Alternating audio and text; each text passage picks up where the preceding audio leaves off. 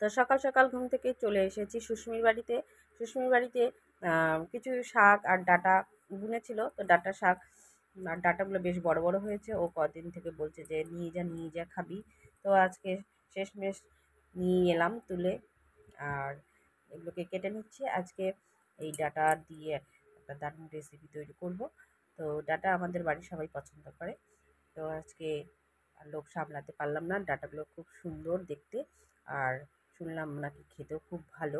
তো ভাবলাম আজকে তাহলে ডাঁটারই একটা সবজি রান্না করি। তো প্রথমে ডাঁটাগুলোকে আমি কেটে কেটে নিচ্ছি।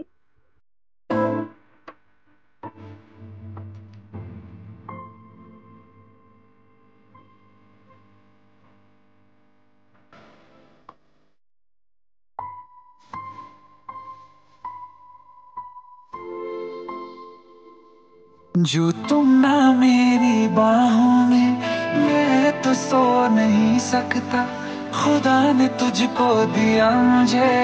এদিকে রান্নাবাড়ি শেষ করে নিয়ে খাওয়া দাওয়া করার পরে দুপুরের দিকে তো ভাবছি কি করব। তো শেষমেশ এই কাজটা করে ফেললাম যে ধনেপাতা বোনার ইচ্ছা ছিল, যে সারা বছর বাড়িতে একটুখানি ধনেপাতা বুনলে খাওয়া যাবে। বর্ষাকালে তো ধনেপাতা পাওয়া যায় না, সেজন্য সবজির চোকলাগুলো আমি ফেলে দেই না, এই চোকলাগুলো সার হিসেবে ব্যবহার করি। এই চোকলাগুলো দিয়ে আর কিছু মাটি দিয়ে এখানে গোবর সার মিশিয়ে ধনেপাতা বুনবো। তো আজকে এই প্রসেসটা করে রাখছি, কয়দিন পরে ধনেপাতা বুনবো। তো প্রথমে হচ্ছে মাটি আর হচ্ছে সবজির চোকলা দিয়ে আমি এগুলোকে সুন্দর করে রেডি করে নিচ্ছি।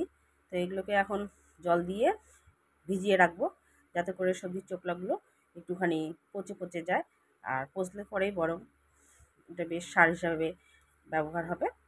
তো দেখতেই পাচ্ছেন আমি এটা সুন্দর করে রেডি করে নিয়েছি। এদিকে এই ধরের বীজগুলোকে কিছুদিন ভিজিয়ে রেখেছি, যেমন 3 দিন ধরে ভিজিয়ে রেখেছি। তো এগুলো ভেজানো হয়ে গেছে, এখন এগুলোকে আমি আজকে বুনে ফেলবো। তো দেখতেই পাচ্ছেন মাটিটা বেশ ভেজা ভেজা হয়ে গেছে, আর এর মধ্যে একটুখানি গোবর সার মিশিয়ে দিচ্ছি।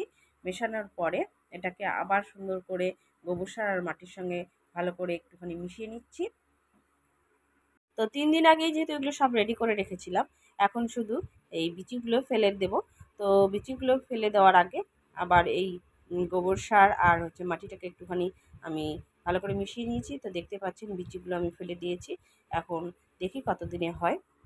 আর এদিকে বাড়িতে কিছু ফুলের গাছ লাগিয়েছি।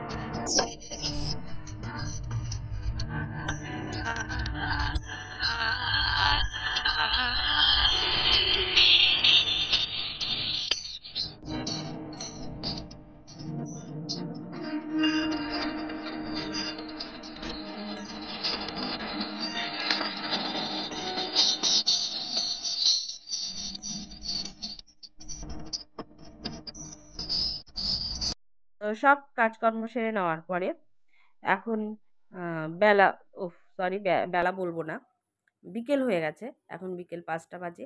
এদের সবার খাই খাই অবস্থা। তো এদেরকে নাকি আমার আজকে নতুন একটা জিনিস করে খাওয়াতে হবে।